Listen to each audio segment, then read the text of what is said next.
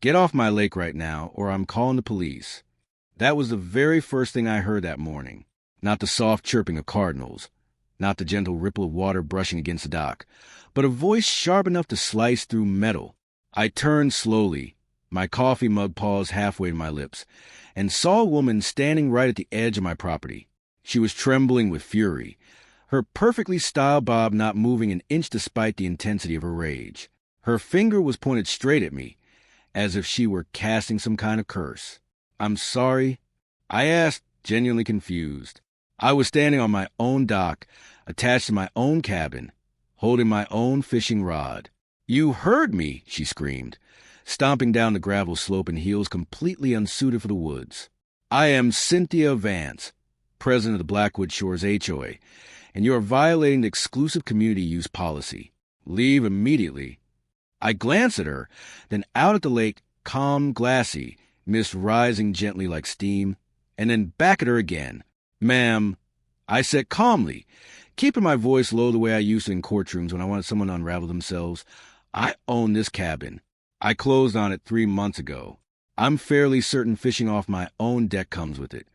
"Not anymore," she shrieked, pulling out her phone and aiming it at me. "I control the access rights. This is a private amenity. I'm calling 911. And she did. Right there. She called the police because a middle-aged man was drinking hazelnut coffee and fishing on a quiet Tuesday morning. I watched her pace back and forth, dramatically telling the dispatcher about a hostile intruder and a supposed threat to property values. And as I stood there, something unexpected settled over me, a cold, steady calm. Cynthia didn't know who I was. She saw a man in worn jeans and a flannel shirt and assumed I was someone she could intimidate. She had no idea I'd spent 20 years as a corporate litigator in Chicago, dismantling multi-million-dollar cases before breakfast. She didn't know I had come here to escape all that noise, all that conflict, people exactly like her. But as she kept ranting into her phone, I realized something. I may have left the law behind, but it hadn't left me. And Cynthia Vance had just picked a fight with the wrong man, on the wrong day, on the wrong piece of land. What I didn't realize at that moment, standing there with my fishing rod, was that this wasn't just a simple dispute. It was a first domino in a chain reaction that would end with me uncovering something far bigger than I ever imagined. And with Cynthia trading her designer blazer for a prison uniform. Let me rewind a bit. My name is Elias Thorne. 6 months earlier, I had been sitting in a high-rise office overlooking the Chicago skyline, convinced my heart was about to give out. The doctors called it extreme burnout. I called it a wake-up call. I sold my condo, cashed out my share of the firm, and went searching for silence. Real silence. I thought I had found it in Blackwood Shores. The cabin came from a forgotten estate sale, untouched for generations. It had been in the same family since the 1800s, sold as is, with everything inside. That morning was supposed to mark the beginning of a new life. Just me, the lake, and peace. When a police cruiser finally rolled down my gravel driveway, I almost felt sorry for the deputy. He looked young, maybe 25, and already worn down by dealing with petty neighborhood disputes. Cynthia practically threw herself at his car before he even parked. "Officer, thank God. Arrest him. He's trespassing. He's destroying the ecosystem." The deputy stepped out, adjusted his belt, and glanced past her toward me. "Ma'am, is that him?" "Yes." "Look at him." He refuses to leave. Ignoring her frantic gestures, he walked over to me. "Morning, sir. Do you live here?" "Morning, officer," I replied, setting down my coffee. "Yes, I do. Bought the place in February. Here's the deed.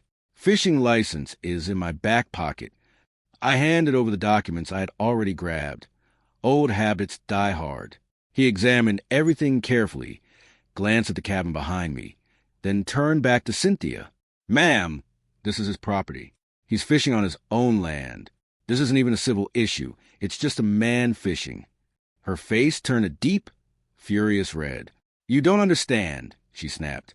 "The HOA voted. We have exclusive rights to the water column." She shoved a binder toward him, but he didn't even bother opening it. "Unless you have a court order signed by a judge," she said firmly. I suggest you step off his property before he decides to press trespassing charges against you. That silenced her for about 3 seconds. She leaned closer to me, her voice dropping into a hiss. You think you've won. You have no idea who you're dealing with. I built this community. I own this lake. You'll be gone in a month. Then she turned sharply, stormed back to her white G-Wagon, and sped off, gravel spraying, across my freshly painted fence. The deputy tipped his hat slightly. Sorry about that, Mr. Thorne. She calls us all the time. Usually over grass being half an inch too tall. Just ignore her.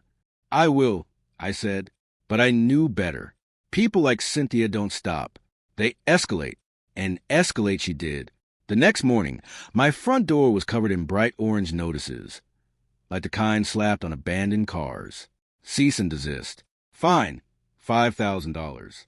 Non-compliance violations. She hit me with everything. Unauthorized use of aquatic resources, non-conforming exterior paint, visual nuisance. My mailbox held a letter from a law firm I'd never heard of, threatening a lien unless I paid $50,000 in supposed dues and damages. But the worst came later that day.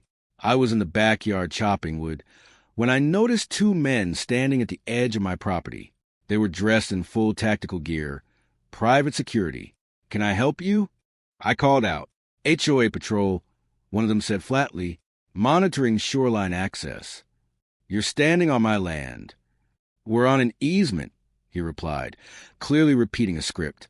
HOA jurisdiction extends 50 feet from the high water mark. That's when I called my friend Mark, a lawyer back in Chicago. Mark, I said, I need you to dig into something. This HOA thinks they own the air I breathe. While he investigated, I decided to do some digging myself. The cabin had come fully furnished, including an attic packed with decades of forgotten belongings. I spent 3 days up there sorting through dust-covered boxes, old magazines, and moth-eaten clothes. Just when I was ready to give up, I found it, a heavy trunk hidden under old quilts. Inside wasn't jewelry or family photos. It was paper, stacks of it, old journals, ledgers, hand-drawn maps. And at the very bottom, wrapped carefully in oilcloth, was a document sealed with wax, a federal land patent from 1872.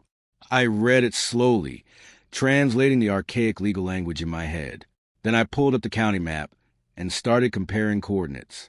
My heart started pounding. If this document was valid, and federal land patents are incredibly difficult to challenge, then the original owner hadn't just owned this cabin. He had owned everything. The lake, the surrounding land, the forest, the entire area. And according to the title chain I had seen, ownership had passed down intact, right to the person I bought it from, meaning it had never been legally subdivided, which meant the entire development might have been built on land no one actually had the right to sell. I needed confirmation, so I hired a historian, Dr. Aries. 2 days later, she arrived, a small, intense woman with sharp eyes and a magnifying glass. She spent hours analyzing the documents. Meanwhile, outside, Cynthia's harassment intensified. That evening, my neighbor Benny came over, visibly shaken. He sat at my kitchen table, hands trembling. She paid me, he admitted, $5,000. Told me to sign a statement saying you threatened kids at the lake. He broke down, explaining his wife's medical bills. I took the money, but I can't lie about you. I placed a hand on his shoulder. Keep it. Use it for your wife. But give me the statement. Then he told me the real reason behind everything. It's not about fishing, he said. She's selling lake access to a developer. They want to build a luxury resort. You're the only thing in the way. Everything clicked. Cynthia wasn't protecting the community. She was trying to cash out. Right then, Dr. Aries stepped into the room, holding the land patent. It's valid, she said, and it changes everything. She explained that the rights were indivisible, absolute, which meant I didn't just own my cabin. I owned the lake, the shoreline, the roads, even the land beneath the HOA properties.